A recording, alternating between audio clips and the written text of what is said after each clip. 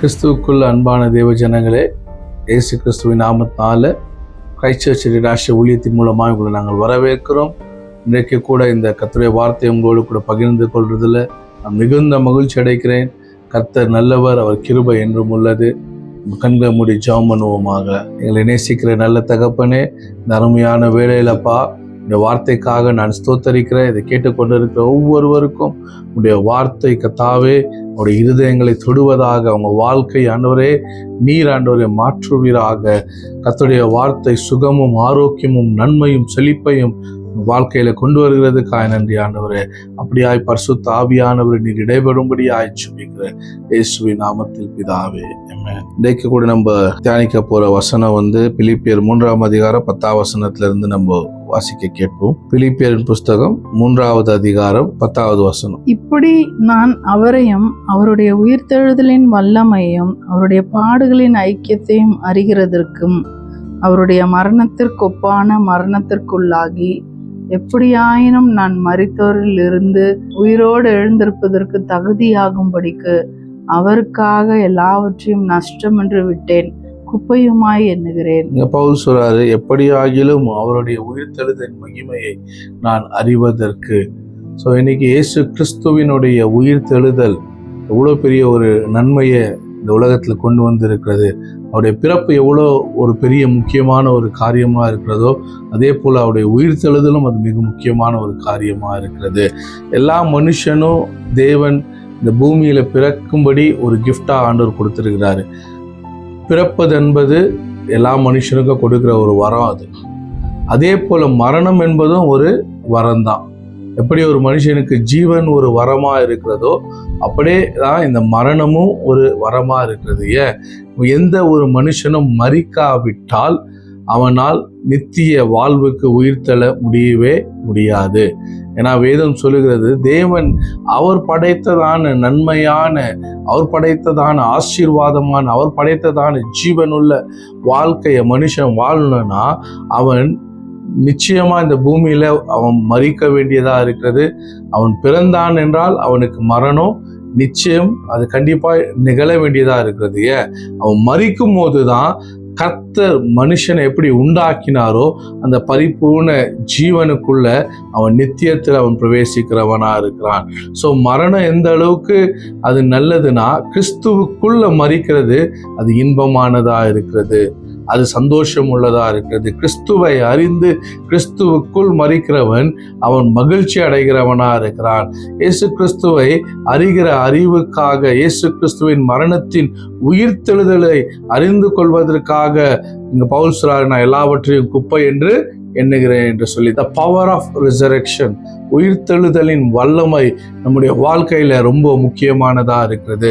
ஏன்னா கிறிஸ்து இந்த பூமியில மரித்தது உண்மை. அவர் இந்த பூமிக்கு மனுஷனா வந்தாரு, மனுஷனா வாழ்ந்தாரு.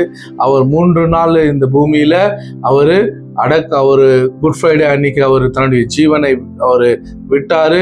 அதே போல ஓய்வு நாள் அன்று அவருடைய சரீரம் வைக்கப்பட்டிருந்தது. பாஸ்ஓவர் அன்று அவர் தேவன் இயேசு பரிசுத்த ஆவியினால தம்முடைய வல்லமையுள்ள ஆவியானவர் அவரை உயிரோட எழுப்பினாரு. இன்னைக்கு அவருடைய உயிர்த்தெழுதல் இல்லாவிட்டால் கிறிஸ்துவை பிரசங்கிக்கிற பிரசங்கமும் வீணாய் காணப்படுகிறது. அப்போ அவருடைய உயிர்த்தெழுதலின் வல்லமை நம்முடைய வாழ்க்கையை அது ஆசீர்வதிக்கிறதா இருக்கிறது, அதை மீட்கிறதா இருக்கிறது, நம்முடைய வாழ்க்கையை அது சுகமாக்குகிறதா இருக்கிறது. ஹல்லேலூயா. இன்னைக்கு கூட நம்ம பார்க்கும்போது, டு நோ கிரைஸ்ட் பர்சனலி, கிறிஸ்துவை நாம் அவருடைய உயிர்த்தெழுதலையும் அவரையும் நாம் அறிந்து கொள்ளுகிற அந்த அறிவும், நம்முடைய அறிவுல அவரையே நம்ம அறிந்து கொள்றது இல்லை, அவரோடு நம்ம நடக்கிறவர்களாய், உயிர்த்தெழுதலின் வல்லமையில நாம் ஜீவிக்கிறவர்களாய் நாம் இருக்க வேண்டியதா இருக்கிறது. அப்படிப்பட்ட ஒரு வாஞ்சையும் ஒரு தாகமும் நமக்குள்ள வரும்போதுதான் அவருடைய பவர் நம்ம மூலமா அது டெமான்ஸ்ட்ரேட் ஆகிறதா இருக்கிறது. கிறிஸ்துவோடைய உயிர்த்தெழுதல் தான் அவருடைய வல்லமையை இந்த பூமியில நாம் அனுபவிக்க பரிசுத்த ஆவியானவர் அதை வெளிப்படுத்துகிறவரா இருக்கிறார். ஏன்னா வேதம் சொல்லுகிறது, எபேசியர் புஸ்தகம் 1ஆம் அதிகாரம் 19-20 வசனம், தாம் கிறிஸ்துவை மரித்தோரிலிருந்து எழுப்பி அவரிடத்தில் நடப்பித்த தமது பலத்த சத்துவத்தின் வல்லமைப்படியே விசுவாசிக்கிறவர்களாகிய நம்மிடத்தில் காண்பிக்கும் தம்முடைய வல்லமையின் மகா மேன்மையான மகத்துவம் என்னதென்றும் நீங்கள் அறியும்படிக்கு அவர் உங்களுக்கு பிரகாசமுள்ள மனக்கண்களை கொடுக்க வேண்டும் என்று வேண்டிக் கொள்கிறேன். இங்க பவுல் சபைக்காக, விசுவாசிகளுக்காக, கிறிஸ்துவர்களுக்காக அவர் ஜெபிக்கும் போது சொல்றாரு, அவரை உயிரோடு எழுப்பின அவருடைய வல்லமையை நீங்க என்னதென்று அறிந்து கொள்வதற்காக தேவன் உங்களுக்கு பிரகாசமுள்ள மனக்கண்களை கொடுக்க வேண்டும் என்று நான் வேண்டிக் கொள்கிறேன். ஏன்? இயேசு கிறிஸ்து உயிர் தெழும் பொழுது பிசாசு நினைச்சா இனிமே இந்த பூமியில யாருமே கிடையாது, இயேசு என்ற நாமம் கிடையாது, இயேசுவின் நாமத்தினால எந்த அற்புதமும் நடக்காது, வியாதிகள் சுகமாகாது, பேய்கள் ஓடாது, முடவர்கள் நடக்க மாட்டாங்க, சாபங்கள் நீங்காது, தரித்திரங்கள் மாறாது, இது பூமி சபிக்கப்பட்டதாகவே தான் இருக்க போகுது, இயேசு என்ற ஒரு பெயரே இல்லாம நான் செய்துட்டேன் என்று பிசாசு நினைத்து கொண்டாடி கொண்டிருந்த போது அவருடைய ஆவியாகிய தேவன் மூன்றாவது நாள் பிதாவாகிய தேவன் தம்முடைய ஆவியை அனுப்பி இயேசுவை அவருடைய மரண கட்டிலிருந்து அவரை உயிரோடு எழுப்பின அந்த சத்துவத்தின் வல்லமையை அறிந்து கொள்ள உங்களுக்கு பிரகாசமுள்ள மனக்கண்கள் உண்டாக வேண்டும் என்று நான் ஜெபிக்கிறேன். பவுல் சொல்றார். ஏந்திரமா அவருடைய மகத்துவத்தின் வல்லமையே அவருடைய உயிர் தெழுதல்ல தான் இருக்கிறது. என் அன்பான சகோதர சகோதரியே, இயேசு கிறிஸ்துவனுடைய உயிர் தெழுதல்ல தான் அவருடைய மகத்துவத்தின் வல்லமை அடங்கி இருக்கிறது. இன்னைக்கு உங்களை கட்டி வைக்கிற கட்டு எதுவா இருந்தாலும் அவருடைய உயிர் தழுதலின் வல்லமையை நீ விசுவாசிக்கும் போது அந்த கட்டு, அந்த சாபம், அந்த தரித்திரம், அந்த பாவம், அந்த முடியாத காரியம் எதுவா இருந்தாலும் இயேசு எனக்காக வந்தாரு, வாழ்ந்தாரு, அவர் மரித்தாரு, உயிரோடு இன்றைக்கு ஜீவிக்கிறாரு, அவர் மரணத்தை ஜெயித்தார் என்று நீ உன் இருதயத்தில் விசுவாசிப்பாயானால் அவருடைய உயிர் தெழுதலின் வல்லமை, அவருடைய மகத்துவத்தின் வல்லமை உன் வாழ்க்கையில தேவன் அனுமதிக்கிறவரா இருக்கிறார். உன்னுடைய எல்லா பாடுகளையும் கர்த்தர் விடுதலை ஆக்குகிறவரா இருக்கிறார். அது மாத்திரம் இல்ல, அந்த வல்லமை, அந்த நாலேஜ், அந்த அறிவு உனக்கு உண்டாகும் போது உன்னை கட்டு வைக்கிற வல்லமை இந்த பூமியில எதுவுமே கிடையாது. ஹல்லேலூயா. ஏன்னா அவருடைய உயிர் தெழுதலின் வல்லமை தான் நம்ம எல்லாவற்றிலும் விடுதலை ஆக்குகிறதா இருக்கிறது. பாவத்திலிருந்து நம்மளை விடுதலை ஆக்குறதா இருக்கிறது, சாபத்திலிருந்து விடுதலை ஆக்குறதா இருக்கிறது, தரித்திரத்திலிருந்து விடுதலை ஆக்குறதா இருக்கிறது, வியாதியிலிருந்து விடுதலை ஆக்குறதா இருக்கிறது, மரணத்திலிருந்து கூட நம்மளை விடுதலை ஆக்குறது அவருடைய உயிர் தெழுதலின் வல்லமையா இருக்கிறது. அதனால அவருடைய உயிர் தெழுதலின் வல்லமையை, அவருடைய மகத்துவத்தின் வல்லமையை அறிந்து கொள்ள பிரகாசமுள்ள மனக்கண்கள் எனக்கு உண்டாக வேண்டும் என்று நீங்களும் வாஞ்சித்து ஜெபிக்கும் போது பரிசுத்த ஆவியானவர் அந்த ரகசியத்துக்குள்ள உங்களை அவர் நடத்துகிறவரா இருக்கிறார். அந்த சத்தியத்துல ஆவியானவர் உங்களை கொண்டு செல்கிறவரா இருக்கிறார். ஏன்? அவருடைய மகத்துவத்தின் வல்லமை இந்த பூமியில எது முடியாது என்று சொல்லுகிறதோ அதை இந்த பூமியில நடப்பிக்கிறது அவருடைய உயிர்த்தெழுதலின் வல்லமையா இருக்கிறது. ஹல்லேலூயா. அந்த வல்லமை என்றைக்கும் மாறி போவதில்லை, அந்த வல்லமை என்னைக்குமே மடங்கி போவதில்லை. அதை விசுவாசிக்கிறவர்கள் இயேசுவின் நாமத்தை கூப்பிடும் பொழுது அந்த இடத்துல பரிசுத்த ஆவியானவர் அவருடைய உயிர்த்தெழுதலின் வல்லமையை அவர் டெமான்ஸ்ட்ரேட் பண்ணுகிறவரா இருக்கிறார், நிரூபிக்கிறவரா இருக்கிறார். இன்னைக்கு ஒரு மனுஷன் மரித்த போது அவனுக்குரிய நித்தியம் கிறிஸ்துவை அவன் அறிந்தவனா இருந்தால் அவன் கிறிஸ்துவனுடைய உயிர்த்தெழுதலின் வல்லமையினால மீட்கப்படுகிறவனா இருக்கிறான். ஹல்லேலூயா.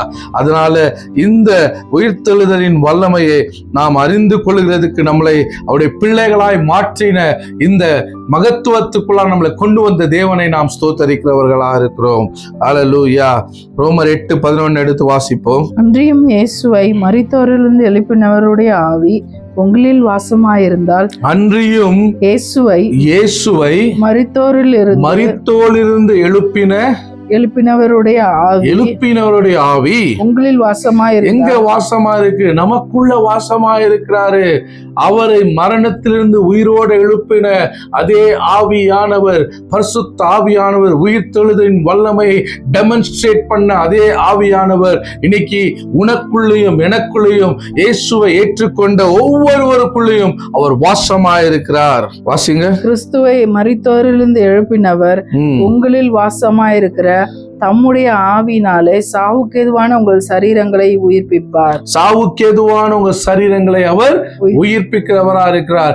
அன்றைக்கு எப்படி கிறிஸ்துவை உயிரோடு எழுப்பினாரோ அதே ஆவியானவர் இன்னைக்கு நமக்குள்ள வாசமா இருக்கிறார். சாவுக்கேதுவான எந்த காரியமா இருந்தாலும் கிறிஸ்துவை நாம் விசுவாசிக்கும் பொழுது, அவருடைய உயிர் தெழுந்த வல்லமையை நாம் தியானிக்கும் பொழுது, impossible will become possible.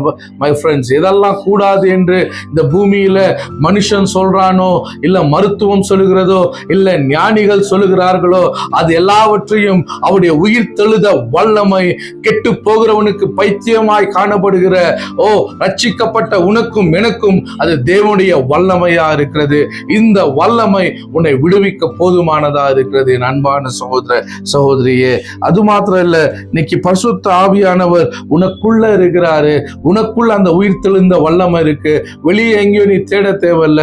இன்னைக்கு உங்களுக்குள்ள இருக்கிற வல்லமை சகல காரியங்களையும் உங்களுக்கு போதித்து நடத்துகிறதா இருக்கிறது.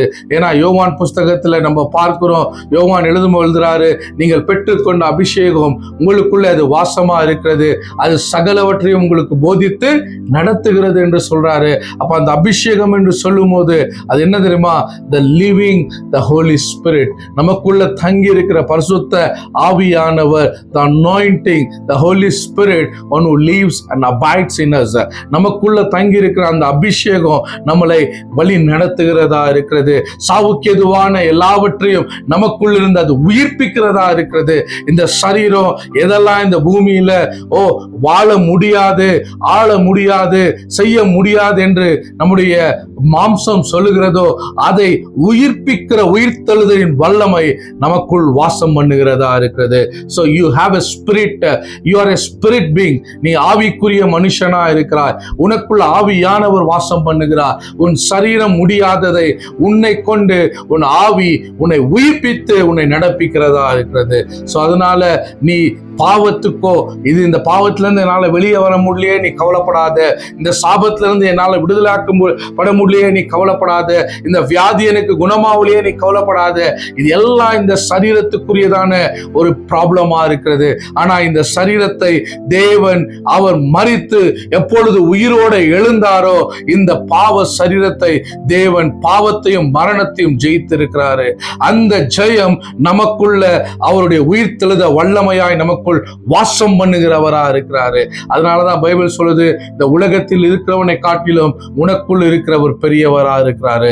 You have the greater, the one who lives inside you. உனக்குள் இருக்கிற இந்த உயிர் தெழுதலின் வல்லமையை நீ தியானிக்கும் பொழுது, நீ ஸ்தோத்தரித்து ஆண்டவருக்கு நன்றி செலுத்தும் போது உன் மூலமா தேவன் அதை டெமான்ஸ்ட்ரேட் பண்ணுகிறவரா இருக்கிறாரு. ரெண்டு விதமான காரியங்களை சொல்ல விரும்புறேன். ஒன்னு உனக்குள் வாசம் பண்ணுகிற அபிஷேகம். உனக்குள்ள வாசம் பண்ணுகிற அபிஷேகம் அது உன்னை டிசிப்ளின் பண்ணுகிறதா இருக்கிறது, உன் வாழ்க்கையை சீர்படுத்துகிறதா இருக்கிறது, உன் வாழ்க்கையை ஸ்திரப்படுத்துகிறதா இருக்கிறது, உன் வாழ்க்கையை கிறிஸ்துவுக்கு உகந்த வாசனையாய் அது தேவனுக்கு முன்பாக உன்னை நிற்க செய்கிறதா இருக்கிறது. அதுதான் உனக்கு வரப்போகிற காரியங்களை போதிக்கிறதா இருக்கிறது. எது தவறு எது சரி என்பதை உனக்கு முன்பாக அது காட்டுகிறதா இருக்கிறது. இந்த அபிஷேகம் இன்னொருத்தங்களுக்கு ஊழியம் செய்யறதுக்காக தேவன் கொடுக்கல, இது உனக்கு ஊழியம் செய்யும்படியாக, உன்னை உருவாக்கும்படியாக தேவன் உனக்குள்ள வைத்ததான இந்த அபிஷேகமா இருக்கிறது. அதே போல உன் மேல ஒரு அபிஷேகத்தை ஆண்டவர் வைக்கிறாரு. அந்த அபிஷேகம் அது உனக்காக கொடுக்கப்படுறது இல்ல, அது தேவ ராஜ்யத்துக்காக கொடுக்கப்படுறதா இருக்கிறது. அதுதான் நம்ம பரிசுத்த ஆவியின் கிஃப்ட்ஸ் என்று பார்க்கிறோம், பரிசுத்த ஆவியுடைய வரங்கள் என்று நம்ம பார்க்கிறோம், பரிசுத்த ஆவியுடைய அபிஷேகம் என்று பார்க்கிறோம். அது பிறருக்கு ஊழியம் செய்யும்படியாக தேவன் என்ன பண்றாரு, நம் மேல ஒரு அபிஷேகத்தையும் அவருடைய உயிர் தெழுதலின் வல்லமையும் நம்ம மேல வைக்கிறவரா இருக்கிறாரு. ஏன்னா அதுதான் நம்ம லூக்காவின் புஸ்தகத்துல 4ஆம் அதிகாரம் 18வது வசனத்துல நம்ம பார்க்கிறோம். வாசிக்க கேட்போம். கர்த்தருடைய ஆவியானவர் என் மேல் இருக்கிறார், தரித்திரருக்கு சுவிசேஷத்தை பிரசங்கிக்கும்படி என்னை அபிஷேகம் பண்ணினார், இருதயம் நொறுங்குண்டவர்களை குணமாக்கவும், சிறைப்பட்டவர்களுக்கு விடுதலையும், குருடருக்கு பார்வையும் பிரசித்தப்படுத்தவும், நொறுங்குண்டவர்களை விடுதலையாக்கவும், கர்த்தருடைய அனுக்கிரக வருஷத்தை பிரசித்தப்படுத்தவும் என்னை அனுப்பினார். இங்க வசனம் சொல்லுது, கர்த்தருடைய ஆவியானவர் என் மேல் இருக்கிறார் என்று சொல்லி, அந்த ஆவியானவர் இயேசு கிறிஸ்துவின் மேல இருக்கிறாருன்னு அவர் சொல்றாரு. எதுக்காக சொல்றாரு? தரித்திரருக்கு சுவிசேஷத்தை பிரசங்கிக்கவும், கட்டுண்டவர்களை விடுதலையாக்கவும். அப்போ இன்னைக்கு நமக்குள்ள இருக்கிற அவருடைய உயிர்த்தெழுதலின் வல்லமை, நமக்குள்ள இருக்கிற அபிஷேகம், அதை நம்மை உருவாக்குகிறதா இருக்கிறது. அது கர்த்தருக்கு உகந்த மனிதனாய், கர்த்தர் பிரியப்படுகிற மனிதனாய், இது சரி தப்பு என்று நம்மளை கண்டித்து உணர்த்துகிற ஒரு சத்தம் எப்பொழுதும் நமக்குள் வாசம் பண்ணுகிறதா இருக்கிறது. இந்த அபிஷேகம் அது மினிஸ்ட்ரல் அனாயிண்டிங் இல்லை, அது இன்னொருத்தங்களுக்கு ஊழியம் செய்கிற அபிஷேகம் கிடையாது. அது உனக்கும் எனக்கும் தனிப்பட்ட வாழ்க்கையில நம்மளை சீர்படுத்தி, நம்மளை ஸ்திரப்படுத்தி, நம்மளை உருவாக்குகிறதான பரிசுத்த ஆவியின் சத்தமா இருக்கிறது. அந்த அபிஷேகத்துக்கு நாம் கீழ்ப்படியும் போது அனுதினமும் நம்ம உருவாக்கப்படுறவங்களா இருக்கிறோம். ஏன்னா அந்த சத்தம் தான் நம்மளை கண்டித்து நம்மளுக்கு உணர்த்துகிறதா இருக்கிறது. அதனாலதான் சகலவற்றையும் அது போதிக்கிறது என்று சொல்லி யோவான் புஸ்தகத்தில் நம்ம பார்க்கிறோம். நீங்க பெற்றுக்கொண்ட அபிஷேகம் உங்களுக்கு சகலவற்றையும் போதித்து நடத்துகிறது என்று சொல்லி, அப்போ இந்த அபிஷேகம், இந்த ஆவியின் சத்தம் உள்ளான மனுஷனுக்குள்ள இருக்கிற இந்த உயிர்த்தெழுதலின் வல்லமைய எந்த ஒரு மனுஷன் அவன் டிசைன் பண்ண ஆரம்பிக்கிறானோ, அந்த சத்தத்துக்கு செவி கொடுக்க ஆரம்பிக்கிறானோ, அவனுடைய வாழ்க்கை ஒவ்வொரு நாளும் அது மறுரூபமாகிறதா இருக்கிறது. ஏன்னா சாய்ஸ் இஸ் யுவர்ஸ். இந்த இடத்துல நம்முடைய கைகளையோ, நம்முடைய எண்ணங்களையோ, நம்முடைய மைண்டையோ கட்டாயப்படுத்தி ஆவியானவர் என்ன பண்ண மாட்டாரு, அவர் சேஞ்ச் பண்ண மாட்டாரு. He will only speak to us. அவர் நம்ம கூட பேசுவாரு. மென்மையான சத்தம் உண்டாகும். ஒவ்வொரு நாளும் நம்மளுடைய கைட்லைன்ஸ் நமக்கு ஆவியானவர் கொடுப்பாரு. எவன் ஒருவன் ஆமா ஆண்டவரே, உண்மை அறிகிற அறிவின் மேன்மைக்காக இது எல்லாமே எனக்கு நான் குப்பை என்று எண்ணுகிறேன், உங்களுடைய உயிர்த்தெழுதலின் வல்லமையில நான் ஐக்கியப்படும்படிக்கு, உங்களுடைய பிரசன்ஸை என் லைஃப்ல நான் கேரி பண்ணும்படிக்கு நான் உங்களுடைய சத்தத்துக்கு கீழ்ப்படுகிறேன் என்று சொல்லி, இந்த அற்பமான உலக காரியங்களை அவன் உதறி தள்ளி பரிசுத்தாவினால் உண்டாகிற நடத்துதலுக்கு எவன் ஒருவன் விட்டு கொடுக்கிறானோ அவன் வாழ்க்கையில கிறிஸ்து வெளிப்படுகிறவரா இருக்கிறாரு. அவருடைய ஃபுல்னஸ் வெளிப்படுகிறதா இருக்கிறது. அந்த மனுஷன் மேல, அவனுக்கு மேல இருக்கிற அபிஷேகம் அது தேசத்தை அது அசைக்கிறதா இருக்கிறது. பாருங்க, இன்னைக்கு நிறைய பேர் கிறிஸ்து கொடுக்கிறதான வரங்கள் இல்ல, அவர் கொடுக்கிறதான அபிஷேகத்துல இன்னைக்கு என்ன பண்ணுவாங்க, நிறைய பேர் ஊழியம் செய்வாங்க, நிறைய பேர் தீர்க்கதரிசனம் சொல்லுவாங்க, அற்புதங்களை நடப்பிப்பாங்க. ஆனா அவங்களுக்குள்ள இருக்கிற அபிஷேகம் அவங்களை உருவாக்குவதற்கு அவங்க விட்டு கொடுக்கவே மாட்டாங்க. ஏன்? நமக்குள்ள இருக்கிற அபிஷேகம் நம்மளை உருவாக்குவதற்கு நம்மளை விட்டு கொடுக்கும் போதுதான் அந்த வார்த்தை, அந்த சத்தம் நம்மளை புடமிடுகிறதா இருக்கிறது. அது நம்மளை ஒவ்வொரு நாளும் அவருடைய சத்தம் நம்மளை என்ன பண்ணுது, வெள்ளியை எப்படி அது 7 தடவை அது புடமிட்டு அதை ஜொலிக்க பண்ணுகிறதோ, அதே போல வெள்ளியும் தங்கத்தையும் அது ஜொலிக்க பண்ணுகிற அதே போலயே பரிசுத்த ஆவியினுடைய சத்தமும் நம்முடைய இருதயத்துக்குள்ள அது வரும்போது, when you obey and yield to the voice of the Spirit, பரிசுத்த ஆவியின் சத்தத்துக்கு நீ உன்னை விட்டு கொடுக்கும் போது, ஒருவேளை அது உன்னை ரிஃபைன் பண்ணும்போது அது உனக்கு பெயின்ஃபுல்லா இருக்கலாம். ஆனா அதுக்கு நீங்க விட்டு கொடுத்து அவருடைய ஆலோசனையில நீங்க நடக்கும்போது, சகல சத்தியத்துக்கும் நீங்க கீழ்ப்படியும் போது, உங்களுடைய லைஃப் கர்த்தர் அதை ஷைன் பண்ண வைக்கிறவரா இருக்கிறாரு. உங்களுடைய வாழ்க்கையை கர்த்தர் பிரகாசிக்க வைக்கிறவரா இருக்கிறாரு. இன்னைக்கு நம்முடைய கிஃப்ட் நம்மளை சீக்கிரமா மேல கொண்டு போவோம், நம்முடைய வரங்கள் நம்மளை ரொம்ப பிரபலமா காட்டும். ஆனா உன்னுடைய கேரக்டர் மட்டும்தான் உன்னை அந்த இடத்துல வைக்கக்கூடியதா இருக்கிறது. அந்த கேரக்டரை உனக்குள்ள பில்ட் பண்றது அவருடைய உயிர்த்தெழுதலின் வல்லமையா இருக்கிறது, அவருடைய அபிஷேகமா இருக்கிறது, அவருடைய வார்த்தையின் சத்தமா இருக்கிறது. அதுக்கு நீ கீழ்ப்படியும் போது நீ ஆண்டவருக்காக நீ பெரிய காரியங்களை செய்யும்படி கர்த்தர் உன்னை எடுத்து பயன்படுத்துகிறவரா இருக்கிறாரு. பரிசுத்த ஆவியானவர் நமக்குள்ளேயும் இருக்கிறாரு, நமக்கு மேலேயும் இருக்கிறாரு. நமக்கு மேல இருக்கிற அபிஷேகம், அந்த உயிர்த்தெழுதலின் வல்லமை, அது பிறரை அது விடுதலை ஆக்குகிறதா இருக்கிறது. ஏன்? இன்னைக்கு பைபிள் சொல்றது, பரிசுத்த ஆவியானவர் உங்க மேல வரும்போது நீங்கள் பலன் அடைந்து, நீங்கள் எருசலேமிலும், நீங்கள் யூதேயாவிலும், சமரியாவிலும், உலகம் எங்கிலும் எனக்கு சாட்சிகளா இருப்பீங்க. பரிசுத்த ஆவி உங்களுக்குள்ள வரும்போது சொல்ல, பரிசுத்த ஆவியானவர் உங்க மேல வரும்போது, there is a 2 different anointing. One is for you and one is for others. ஆண்டவர் உன்னை உருவாக்குவதற்காக உனக்குள் ஒரு அபிஷேகம் இருக்கிறது, பிறரை விடுதலை ஆக்குவதற்காக, ஊழியம் செய்வதற்காக உன் மேல கர்த்தர் ஒரு அபிஷேகத்தை வைத்திருக்கிறாரு. ஆனா இந்த ஆவியானவர் ஒருவரா இருக்கிறார். அவருடைய உயிர்த்தெழுதல் இல்லாவிட்டால் இது எதுவுமே ஸ்தாபிக்கப்படுறதுக்கு ஒண்ணும் இல்லை. ஏன்னா பேதுருவை நம்ம பார்க்கிறோம், இயேசு கிறிஸ்துவ சிலுவையில் அறையிறதுக்கு முன்பதாக இவர் யார் என்று தெரியாது மறுதலித்த அதே பேதுரு இயேசு கிறிஸ்து மரித்து உயிரோடு எழுந்து இயேசு வந்து பேதுருக்கு முன்பாக சாட்சியா நிற்கிறாரு. நான் தான் அப்படின்னு சொல்லி பேதுருவையும் சீஷர்களை திடப்படுத்துறாரு. அதன் பிறகு எருசலேம்ல நம்ம பார்க்கிறோம், அவங்க தைரியமா எழுந்து நின்று சொல்றாங்க, அப்போஸ்தலர் 2ஆம் அதிகாரத்துல, நீங்க தான் இயேசுவை கொலை பண்ணீங்க, நீங்க தான் இயேசுவை சிலுவையில் அறைந்தீங்க, அதுக்கு நான் சாட்சியா இருக்கிறேன் என்று சொல்லி அந்த இடத்துல பேதுரு சொல்றாரு. எப்படி அவர் மேல வந்த பரிசுத்த ஆவியானவர் அவரைக்குள்ள இருந்த பயத்தை எடுத்து போட்டு ஒரு தைரியத்தை அவருக்குள்ள கொடுத்தாரு. அதே பேதுரு 3ஆவது அதிகாரம் அப்போஸ்தலர் புஸ்தகம் 3ஆம் அதிகாரத்துல பார்க்கிறோம், இதுவரைக்கும் அநேக தடவை பார்த்ததான ஒரு மனிதனை சப்பானியாய் முடவனாய் நடக்க முடியாத பிச்சை எடுத்து கொண்டிருந்த அதே மனிதனை இன்னைக்கு பரிசுத்த ஆவி அவர் மேல் வந்த பொழுது அவரை பார்த்து சொல்றாரு, நான் உனக்கு வெள்ளியும் பொண்ணும் கொடுக்க போறதில்ல, ஆனா நசரேயனாகிய இயேசுவின் நாமத்தினால நீ எழுந்து நட என்று சொன்ன அந்த நேரத்துல அவருக்குள்ள இருந்த அந்த உயிர்த்தெழுதலின் வல்லமை, இதுவரைக்கும் நடக்க முடியாத இருந்த அந்த சப்பானியை, அவனுடைய கால்களை இம்மீடியட்டாக அது சுகமாக்கினது. அவன் எழுந்து நடந்து குதித்து தேவனை கொண்டாடினார். ஏன்னா அவங்க உள்ள மட்டும் பரிசுத்த ஆவியான சத்தத்துக்கு கீழ்ப்படியில, அவங்க மேல இருந்ததான பரிசுத்த ஆவியின் அந்த அனாயிண்டிங்கை வந்து அவங்க சுவிசேஷத்தை சொல்லும் பொழுது அதுக்கு அவங்க கீழ்ப்படியும் போது கர்த்தர் அதை டெமான்ஸ்ட்ரேட் பண்ணார். இன்னைக்கு இதை கேட்டுக்கொண்டிருக்கிற உங்க வாழ்க்கையிலும் நீங்க அவருக்காக பெற்றதான அபிஷேகத்தையோ வரங்களையோ வீணாய் அதை நீங்க அப்படியே வைக்காதீங்க. ராஜ்யத்துக்காக நீங்க பயன்படுத்தும் போது அவர் எப்படி உயிர் தெழுந்தாரோ அப்படியாய் உங்களை கொண்டு மரித்தவைகளை தேவன் உயிரோட எழுப்ப உங்களை அவர் பயன்படுத்துகிறவரா இருக்கிறார். You call to be a blessing, my friends.